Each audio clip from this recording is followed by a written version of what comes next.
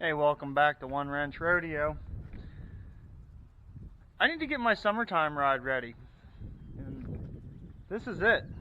This is the summertime ride that I have not been using since 2019.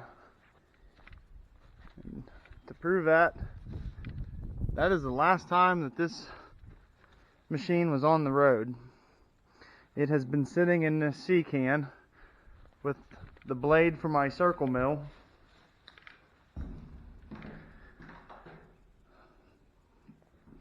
for quite some time, and today we need to make it run. I have already went and put 5 gallons of gasoline in it because I did drain the gas out of it before I parked it in here for various reasons. So that's enough chit chat. So I bought this Jeep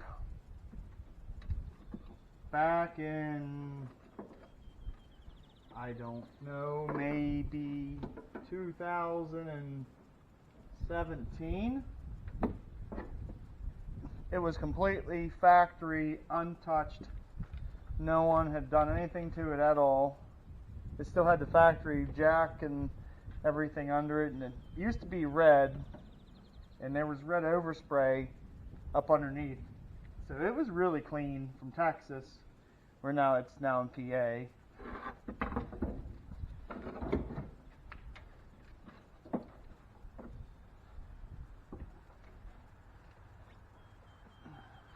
And I bought it just to drive it, and then that turned into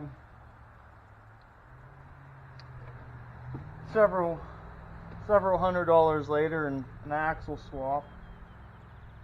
So the battery's in. There's no smoke coming out of anything. No sparks. It could be that the battery's dead. I didn't test it.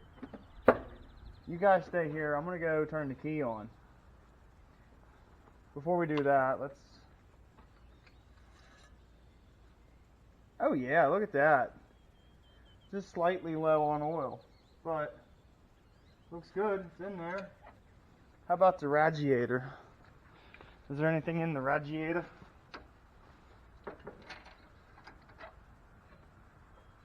There's nothing in the radiator. I wonder where all the coolant went. That'll be good enough to start it real quick if it does still run.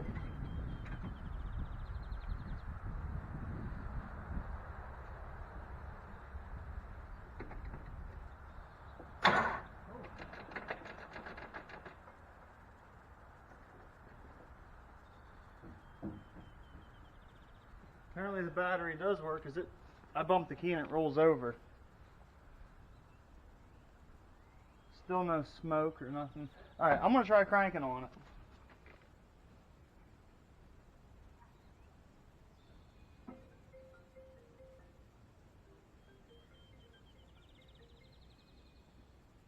Hello?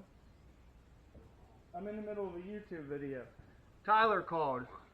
So when you watch this, Tyler, you know what part of the video you ruined. Alright, now we're back. I had to take a phone call. I'm going to try starting this. It might take a while to get gasoline pumped up to it. I don't know. Oh yeah.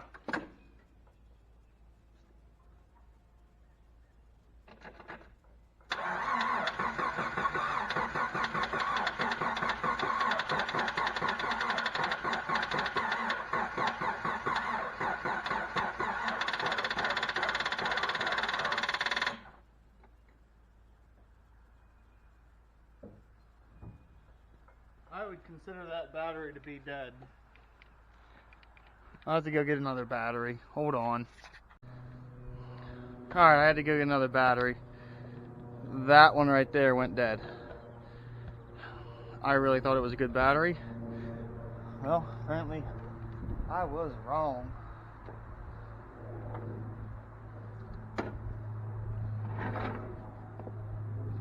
I really don't have to like try to drag this thing. It's got grease on it. I get grease on the battery. If I have to, I'll have to push it backwards. We'll have to hook the jumpers up to it. That should be tight enough.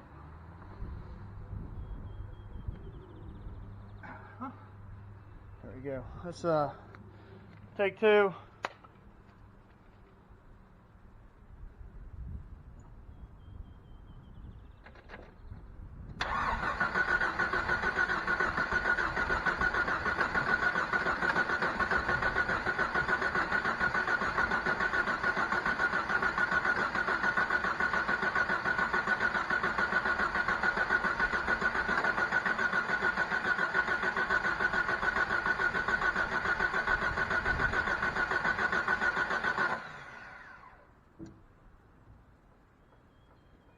Like I said, I had to run this out of gas before I parked it.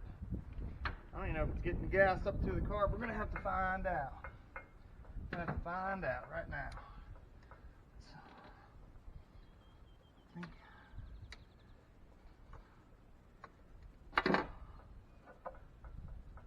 Oh. How do them fuel lines get on there that tight? Look at that. How does that happen?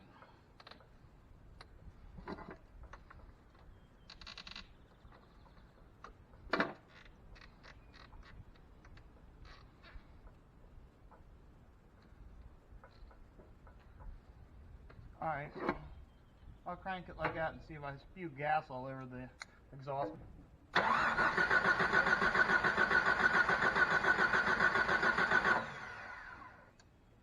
Did we get gas spewing out yet? Negatory there, Ghost Rider.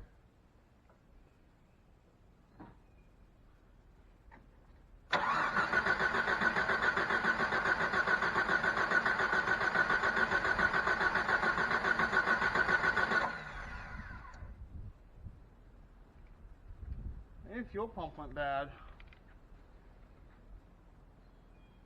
What's the possibility fuel pump went bad from sitting? Little diaphragm dry rotted. I really thought this thing would run. Alright, let's take that fuel line off and I'm going to cross the starter and I'm going to see if it's even making suction. I put 5 gallons in this. I don't want to put my Leathermans into that voltage and arc them out. I already did that once, 24 volt on them, and it was kind of detrimental to them. Alright. How about this old rusty wrench? That should do it, right?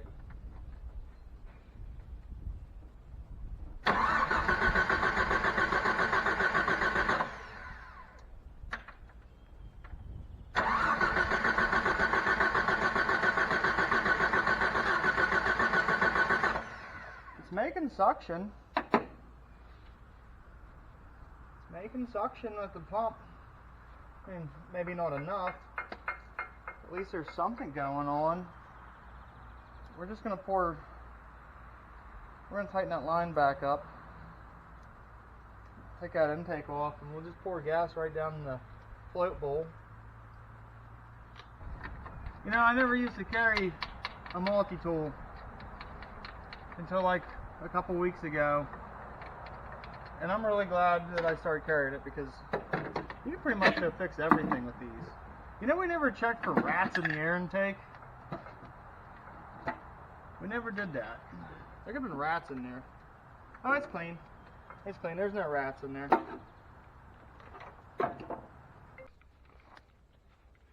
Now that I have accomplished to locate some green antifreeze, and I actually found a little fuel line in the garage. That's not the right tool for the job. Need the next one over. We're going to replace, I filled the radiator, and we're going to replace this little fuel line here,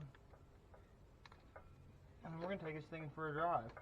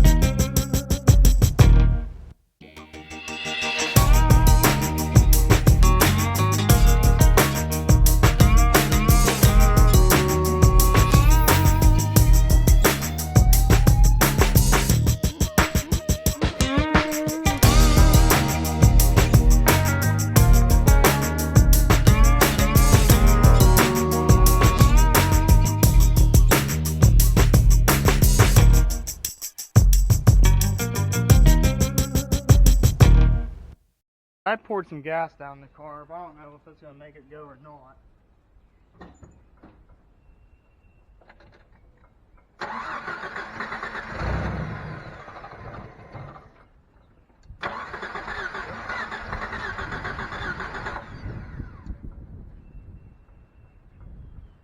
She pumped a little bit. Let's put a little bit more gas down that. How much is gas? All the gas. Easy, easy, easy.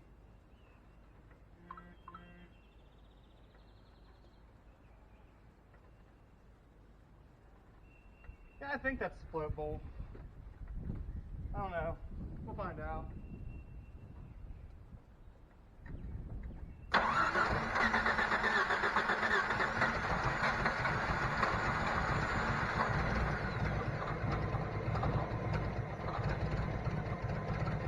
Oh, it's alive. It's still not pumping out the fuel.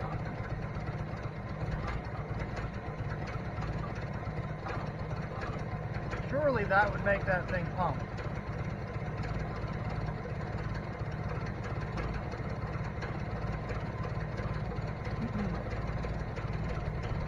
That fuel pump must be bad. It's simply just not spraying.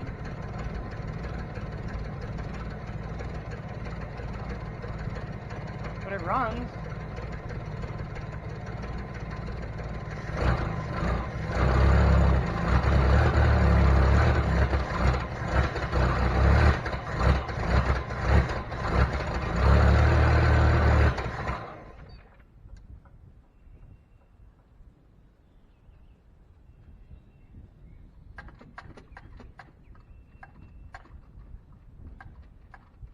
I wonder if there's a problem with the fuel tank.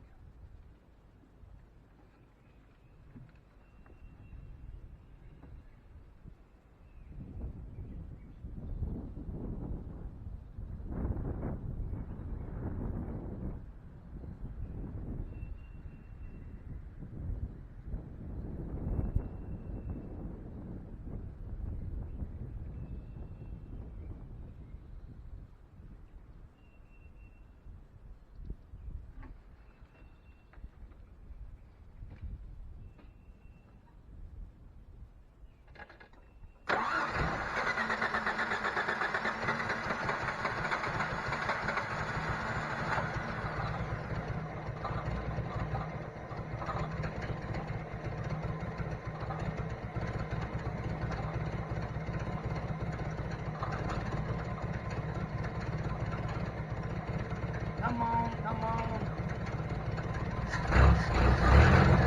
Oh, we got gas. Oh, now I got gas.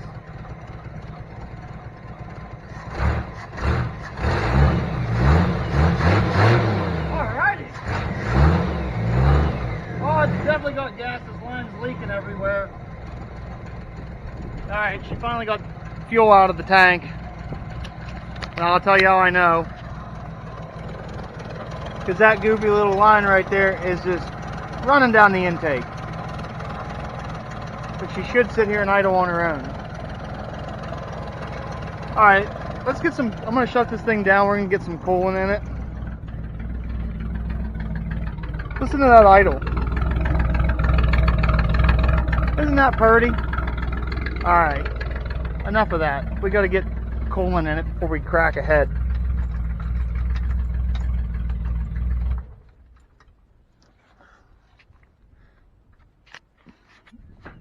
Well, that was exciting, wasn't it? We'll get some green coolant put in this thing. I don't know if I have any, that's the problem though. But we'll find it and we'll drive this around.